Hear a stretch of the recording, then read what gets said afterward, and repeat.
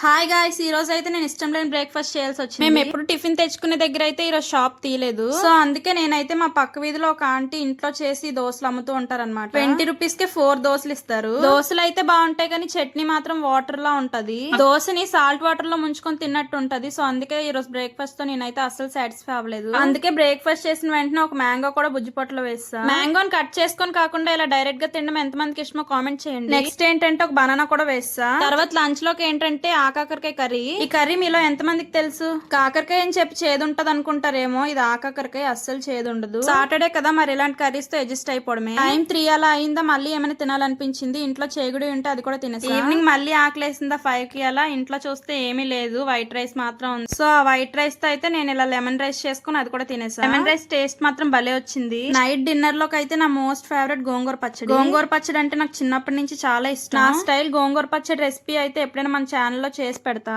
So ఈ రోజు ఇలా నా వెజ్ ఫేవరెట్ ఫుడ్స్ అన్ని తినేసి నా డే అయితే ఇలా ఎండ్ చేస్తా. మళ్ళీ ఇంకో వీడియోతో రేపు కలుద్దాం. మీరు మాత్రం లైక్ చేసి సబ్స్క్రైబ్ చేసుకోవడం మర్చిపోకండి.